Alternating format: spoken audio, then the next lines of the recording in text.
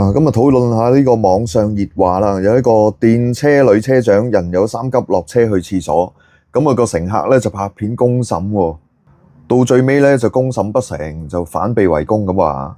做人多唔少都要有少少同理心嘅。人哋打份工去個廁所都唔得咩？係咪即係從事呢個駕駛公共交通工具嘅人有三急都唔去得廁所呢？譬如你食完飯揸下車，突然間肚痛，咁應該點樣安排？公司有冇指引呢？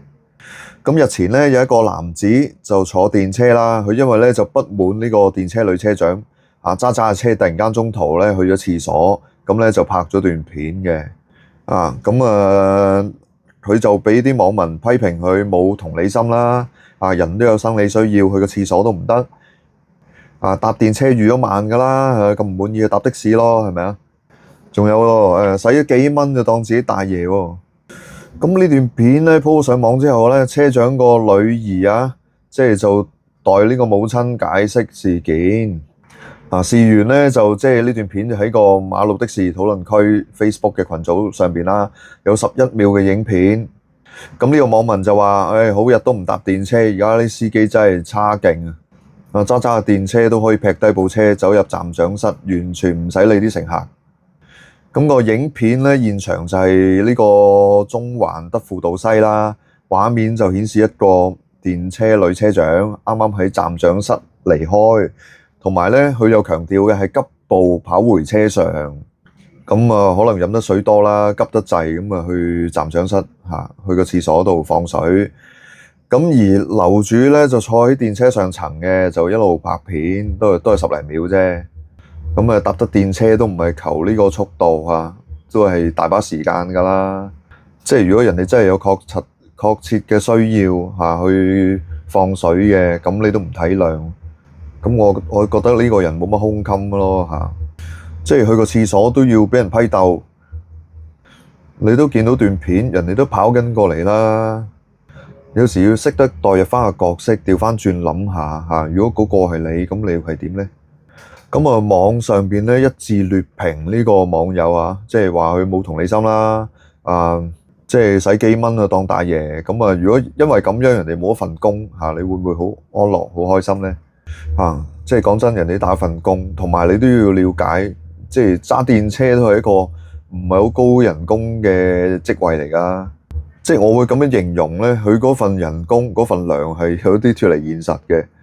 可能佢個搭車個收費都係講緊3蚊3個幾啊，我唔記得咗啦，好耐冇搭啦。同其他正常，譬如巴士、地鐵都有個距離喺度嘅。如果你係一個正常人，你有同理心嘅，咁人哋打份工一日咁多個鐘，去廁所，咁你爭個2分鐘，咪走一走咯。而家啲人係咪生活壓力太大咧？太多壓抑冇辦法，冇地方去宣泄。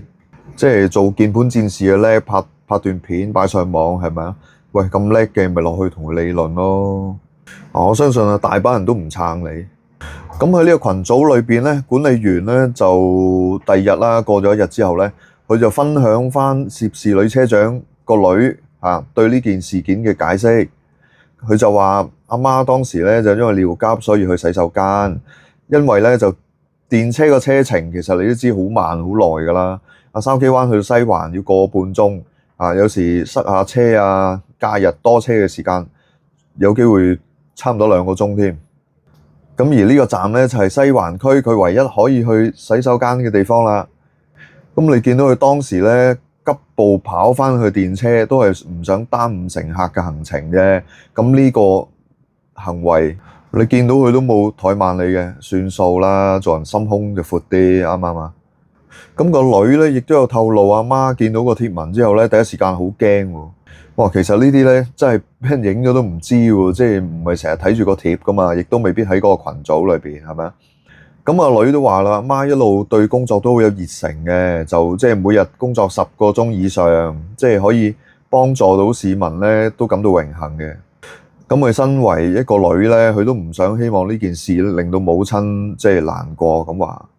咁作為一個普通市民咧，都唔忍心見到一個交通工具嘅司機啦，個車長受到咁樣誤解，即係希望嗰個樓主咧可以刪除翻條片咁話。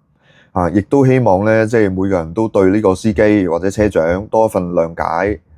如果調翻轉你翻工洗手間都唔俾你去，限時限刻，咁你會點呢？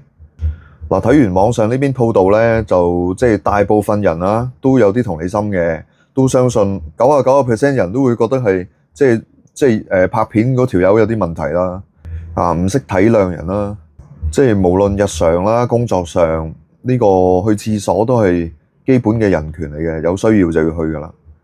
即係喺人性層面上邊咧，呢啲都係一個無理嘅投訴啊，冇嘢揾嘢嚟搞。咁我相信樓主咧，即係3-2分鐘去廁所嘅時間，都覺得好影響到佢嘅，佢更加唔應該去搭電車添。咁唔知你對呢個車長啦，即係落咗車去廁所有咩睇法啦？不妨喺下邊留言啦，記得 like 同埋撳翻個鐘仔啊！